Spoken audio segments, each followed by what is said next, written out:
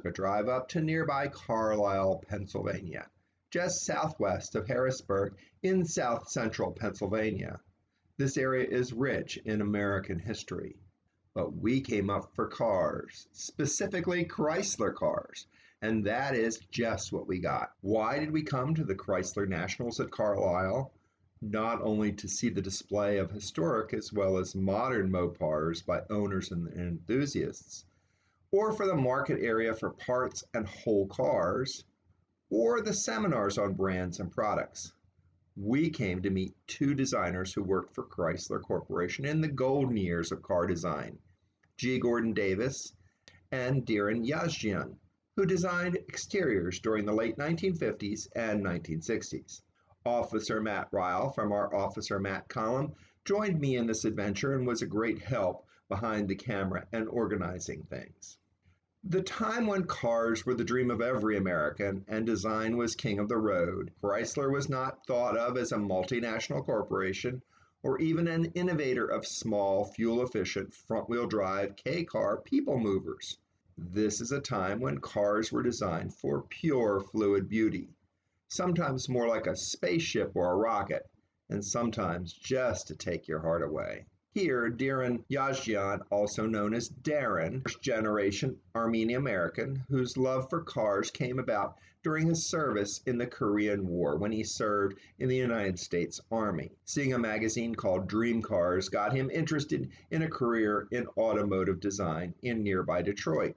But first, he and his wife set out to go to California for him to attend the Art Center School, now known as the Art Center College of Design, majoring in transportation design. Diran was snatched up quickly after graduation by Chrysler Corporation and went on to work in the Chrysler Desoto Studio in 1962. Let's hear his story. It's William Westhopper from The Real DCCarGuy, and we're here at the Chrysler Nationals in Carlisle, Pennsylvania, and we're with one of the famous Chrysler designers. Would you introduce yourself, sir? My name is Diran Yazejian, and I've got a nickname where people call me Darren. Darren. Darren. Now, Yazejian, now what nationality That's is it? Armenian. Armenian, Yeah. okay. You So can tell are by you... the IAN at the end. Okay. First generation, second generation? What did... My parents were immigrants, Okay. and they were married on the spot on Ellis Island, Oh, interesting. unknown to each other. Okay. And then you came out of that. Yep. So that's kind of a cool story. So when you met your wife, did you know her when you met her, or did they just say marry her? No, You met her, We okay. worked together in an ice cream parlor, and somehow that became our marriage. Oh, cool, cool. So what years were you at Chrysler? I started in 1959, and I retired in 1995.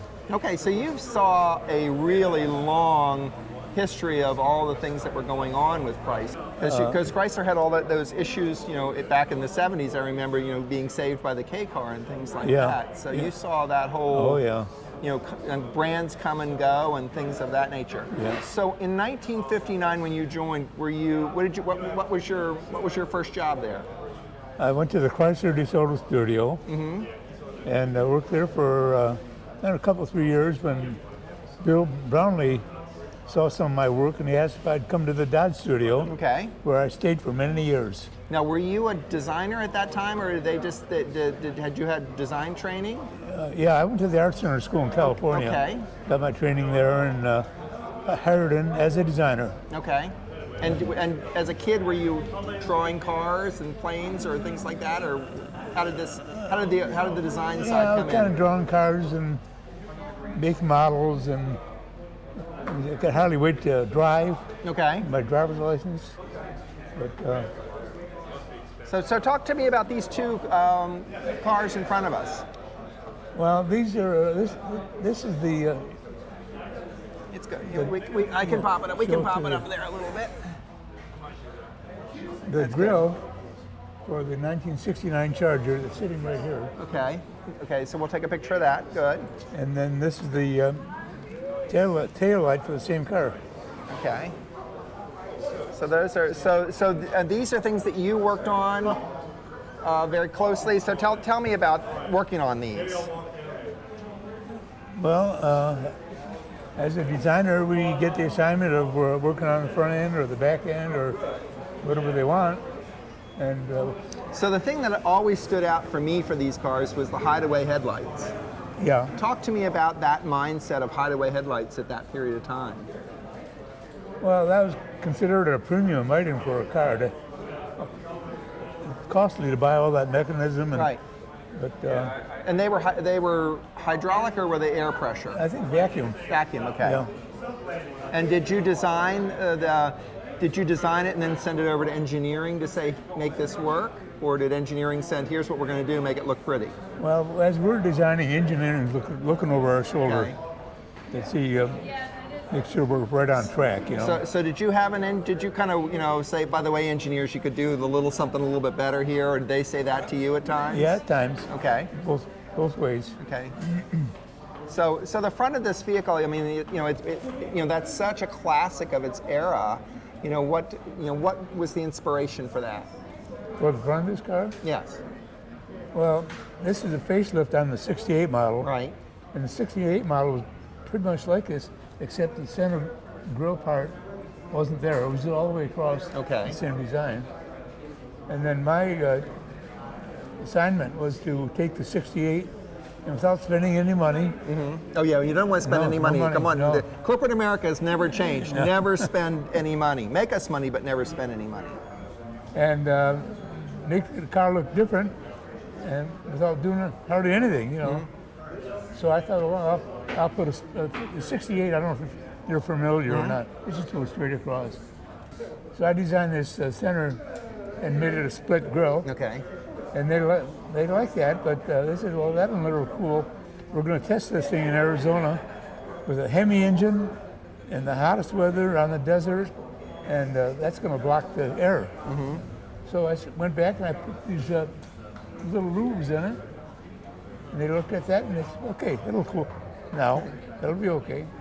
And was released. But they'd already shut with the headlights, they'd already shut down part of that. The headlights are carryover from the. Yeah, but the headlights were. I mean, you could have said, but your headlights are already stopping the airflow. Oh yeah. Well, the radiator's right here. Right. That's what matters. Yeah. Yeah. So this part right here, that center part is true, is all you. I mean, that was you right, and that right. was. So that was done with a pencil and colored pencils, or how did you? Well, right on this drawing here. Okay. It's mostly magic markers, Okay. this kind of stuff, and pencil. So did you have it? Did you kind of sketch it in your mind? Did you go home and go in the middle of the night? I've got this idea, and then get up in the middle of the night and sketch something out, or? That's happened before, but not on this one. Okay. Yeah. Okay. I used to keep a pad of paper on my bed table and a pencil. Sometimes I wake up at 3 o'clock in the morning and, yeah, good idea. I go back to sleep. So did you work on interiors as well, or just No, exteriors? exterior. Okay, only. so only did exteriors. So, did you? So on the rear of this rear over here, what did you have on this? What did you touch on this one? What's your? Well, the taillights, the rear end on it. Okay. Again, this was a carryover from 68. They didn't want to spend any money, I bet. That's right. Don't spend any money. Okay. And the 68 is, I don't know if you recall or not, but a double round tail light, kind of in a housing, and which I designed too. And so I just decided to make a horizontal, almost what we call wall to wall, not quite. And they liked it, and they bought it, and went into production, and the rest is history. So you say these are 68s, but you've got these dated as January of 1967. When did These you are actually? 69s. Oh, 69s. Okay, so what year? So did you start working on these in 67 for the 69 model year? Then is that? Sure, yeah. So it was Well, like two to 3 years ahead of time. Yeah, well, a lot of the car was carryover. Right. This is about the only changes, Right. So, But you had to still have designs and had to go through stuff before it ended up on the dealer lot. right. And in those days, that's when everything was released in September, because I remember September was a big announcement. That's when all the new cars would come out. You'd wait for that first or second week of September. Yeah, pretty much, yeah. So that's cool stuff. Well, I want to thank you for talking with us about these cars. It's great to see this because these are just such classic and iconic period of time and beautiful, and it's neat to know that you actually made these happen. Yeah, right. Thank All you. right. Thank you, sir. Next, we speak with G. Gordon Davis, who had always had an interest in drawing cars, as any young man born in the 1930s did. While attending Notre Dame in South Bend to study journalism, he continued to sketch cars and was discovered by Bob Bork, director of a design studio nearby at Studebaker, who suggested he send some of his drawings to the Art Center School in Los Angeles, California. Start to see a connection here? He talked his dad into letting him leave the prestigious university and go off to an art school half a country away, which led him down a very interesting career path. Well, only a part of it was automotive design for Chrysler's Advanced Design Studio, working on many of the turbine concept designs that were part of the forward look area of automotive styling. It was not long before he was actively involved in designing exterior trim for the 1959 Desoto and eagle medallions that appeared on the front bumper and trunk lid, Desoto lettering, and the fire sweep side moldings, as well as the turbine wheel covers and bumperettes that were so defining of those vehicles. Davis was one of only 3 Chrysler designers, along with Dick Teague, who were recruited by Virgil Exner's second-in-command, William Schmidt, to join an independent design studio. The leadership of Chrysler changed and axed this forward-thinking design group, and Davis joined Teague at American Motors, where Teague became VP of Design. Mr. Davis went on to do freelance design for construction equipment, motorcycles, auto accessories, and then in the early 1970s, designed a transforming idea for the recreational vehicle industry in what is today known as a toy hauler built into your camper, essentially a garage for things like bikes, motorcycles, 4x4s, and things that you might take out into the wilderness when you're out camping. G. Gordon Davis is also an accomplished author and has several books out that are available on Amazon as well as elsewhere. Let's spend some time talking to Mr. G. Gordon Davis. It's William Westhopper from the Rihl DCCarGuy, and we're here at the Chrysler Nationals at Carlisle, Pennsylvania, and we're here with one of the Chrysler designers. And Gordon Davis, would you introduce yourself to us?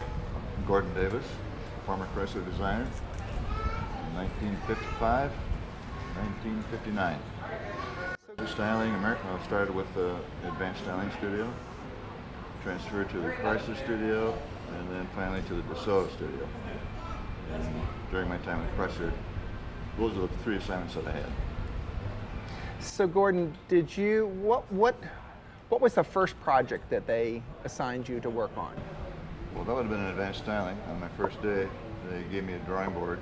I had my Art Center toolbox with my drawing instruments in it. And I really didn't know what I should do.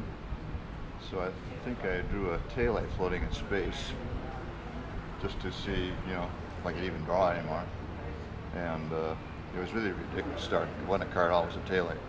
But it was very streamlined, looked okay. And Maury Baldwin, who was the studio manager, said, we need more of that sort of thing in here, which was encouraging me very nicely. But from that point on, the next day I started drawing cars. Okay. And they were futuristic cars. The tail fins era was just sort of on the horizon. So some of my stuff had tail fins, but probably was more traditional, I guess, kind of car styling back then was what's it going to look like in a few years. Wasn't too far out, even though I was in Advanced Styling, you could do really as much stuff as you wanted as far as futures go. But I was always a kind of a conservative guy anyway, so I didn't do anything dramatic. But I really didn't get any assignments per se until I got into the Chrysler Studio. And then it was focused more on the next generation, 3, 4, 5 years, new sheet metal change, more conservative kinds of things, production related kinds of things. But once in a while I got to do some things that were far out. In 57 rather, I did that forward look concept with the gull wings on it, the fin on the back that had the little forward look logo on it. And gull wings were popular because of Mercedes, or? Well, Mercedes 300 SL was the first car production car to have true gull wings. The whole door assembly went up. I just did, my concept was only 2 years later, actually, but only the windows went up. The doors swung open as a regular door. So the taillight you talked about on your first day, did that ever show up in a car, or did bits and pieces of that ever come out? Well, it was round and kind of torpedoed shaped, so I suppose a red round lens would be pretty generic. Okay. Yeah, not anything exclusive about that. But yeah. And what was there ever a project that that you were working on that you were like, oh, this isn't going to go anywhere, and this is, and really, grabbed your creative juices and made you, and then you had a breakthrough or something like that? Not with Chrysler. Okay. Not with Chrysler. With American Motors, it was a different story. Okay. They didn't have any money. Mm-hmm. And you had existing sheet metal that had to incorporate a new grill maybe, or a new taillight or something. So I'm designing a taillight so it fit the back end of a Rambler for an American. It was not much fun, but it's challenging. Yeah. So when did you go to American Motors? That would have been 1960. Okay. Late 60 to 1964. Okay. And what projects did you work on there? And that wasn't American. Was that American Motors at that time, or was it Studio? Okay. Okay. I did the front clip on the '61 Ambassador. And that was quite a luxury car. That was big of the big deal. Yeah. So I mean, that car was almost locked in design-wise. Yeah. We had to change the whole front clip on that car. So I did that, and I did some nice Rambler proposals that got into production. So, and Rambler was was as American as you could get. I mean, that was like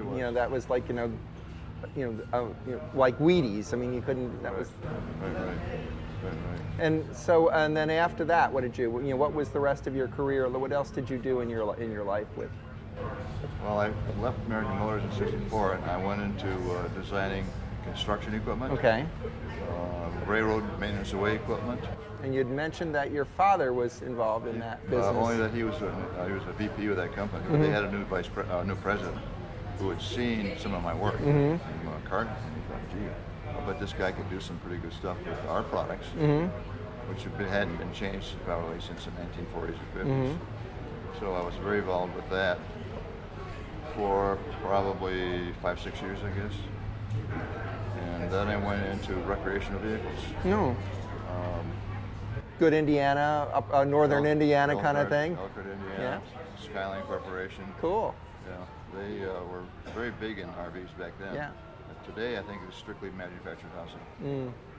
But, so as I was working for Skyline, I had some concepts that were very unique, including a trailer that would resemble a truck camper reversed with the overhead part of fishing river. There's been a bunk bed in there, and underneath it was a platform where you could drive in a dune buggy or motorcycles, snowmobiles, put a boat in there, and it was called a transporter camper hauler. So you had your trailer and you had your toy on the back of that. Right, and I think they call them toy haulers now, don't they? They call them toy haulers, but there's nothing ever like that. Yeah. Nothing like that. They're all totally enclosed. You have a bunk up front, and the back, your toys inside at the back of the trailer. I took that concept of the camper hauler idea, and I started my own business. And we did that for probably 4 or 5 years. Back during the recession, cars were being downsized. And which recession are we going to talk about on that? That would have been early 1970s. I was going to say the '73 recession. Yeah, that was then. So the cars were getting smaller, and they weren't doing my business any good because these camper haulers, I was selling those things wholesale for $5,000 to buy a car for that. And we were undercapitalized, and there was a struggle with the recession, so I just closed that business down. And from there, I ran a modular home manufacturing company in Binghamton, New York. Did a lot of traveling with that. But long story short, 1980, I was called by the executive recruiter, and he liked my voice and he liked my style. He said, "You ever thought about being an executive recruiter?" I said, "Never in my life. I've been called by recruiters, but I've never been one." He said, "I'd just like to come with me, and we'll see how that works out." Oh, cool. It worked out really well, especially for him because he was getting 40% of my business. Yeah, and you were doing well. I was doing well. And then I said, well, why am I sharing the money? I'm developing these clients. Yeah. So I left him and started my own search business. And I retired from that. I was in it for 20 years. So do you do any drawing and any design work today? I do not. I've drawn a couple of little cartoony sketches, for one of my nieces. But no, I haven't drawn a car. Well, man, I'll take that back. In 1960, must have been 92, I drew a number of cars to see if I can do it anymore. And what precipitated that was I sent a letter to Bill Ford, the chairman of the Ford Motor Company, and I told him what my thoughts were about why they weren't selling cars and what their problems were as a former designer. Gave him 2 pages. He sent me a letter back, and he thanked me for my ideas. And he said, I'm going to pass it on to somebody who's going to give you a call. Wow, I wonder what that's going to be. Within a week, I had a phone call from the then general manager of the Lincoln Mercury division. At that time, it was Ford's car design division in Irvine, California. Premier car division, they call it. I could be wrong. So the president of the Lincoln Mercury division said, "Can you come out here and we'll talk?" So I did. I went out there, It almost kind of took you back to when you went out there to go to school. It was so much similar to that. Yeah, it's almost scary. So we talked about the car designs and the market. And he asked me what I thought of the Lincoln Town car. I said, well, when I think of that, I think of a ride to the airport. That's something I'd buy. But yeah, it was a nice interview. I liked it very much. I got a ball cap, a ballpoint pen, and a letter opener. But when I left, I thought, I wonder if I could even try to draw a proposal that would make any sense in that day's market for Continental. So I did. I mean, still had some of my drawing stuff from way back. Some felt top pens, I mean, they were dried out, you know. Yeah. I still had my sweeps and my lip skids, guys and so forth. So yeah, so I did probably half a dozen different drawings, thinking I might go back someday, but I never went back. I never was invited back, but I had those sketches. Well, but so I still have them. They're not too bad, actually. Good. Well, yeah, if you got the call in. So any kids or grandkids that have design that have gotten that bug, or? Right. Married my high school sweetheart in 1955. I was 20, she was 19. Kids started coming like right away. We had 4 kids within 5 years. Troy, who's with me today, he's the youngest. Over there. He's the youngest at 60. Okay. My oldest is 65, former Marine. So any of them have a design tied to them? No, not a bit. And what about any of their kids that comes through yet? Troy has a daughter who's a graphic designer. Okay. She was offered a scholarship at their senior school. Maybe it just jumps a generation. It jumped. It really did. Cool. So Troy has 2 daughters and my son has 2 sons. Cool. And that's as many as we got. They might bring some of their own in there. You can't tell. So Mr. Davis, I want to thank you for spending some time with me today to talk about all the work that you've done throughout multiple car companies, not just Chrysler. And multiple industries. Multiple industries. And I did a lot of freelancing. I designed motorcycle accessories. Oh, cool. Car accessories, just on the side, side work. Great. So, yeah, I had more experience than most car designers. And where do you live today? In Rancho Mirage, California. Okay. So, well, thank you for coming out to the East Coast to talk to everyone. It's been a pleasure. Appreciate it. All right, now. Bye-bye. Bye, thank you. The Carlisle Fairgrounds are host to a multitude of automobile shows each year, from the Ford Nationals to GM to Corvette specific to truck meetups, as well as import and performance shows. Spring, fall, and winter Carlisle events cater to the automotive enthusiasts in general. These events last from Friday to Sunday and provide a lot for visitors to see, if only for the few hours that they visit. What did I learn from these 2 American automotive designers? That many of the designers of the golden era of automotive design did not just learn their craft in-house, but at California art school. That car companies were controlled by bean counters, even back then, and that you have to follow your passion in life, and that if at first you don't succeed, do try again, as both of these amazing men have done in their lifetime. We thank them for the time they took to talk to us here at the Chrysler Nationals at Carlisle and look forward to learning more about them in the future. We want to thank the team from Carlisle Events, as well as Lisa Barrow from Stellantis, and of course Officer Matthew Rihl, who provided photograph and video support for this and many of our regular road trip segments for this channel, and you can find his work in our Officer Matt column that he regularly contributes to about our automotive adventures. If you like this video, please smash that like button and subscribe, and click on the bell icon to be notified of upcoming videos. Until next time, when we share with you more interesting car and truck reviews and stories about the automotive lifestyle. Until then.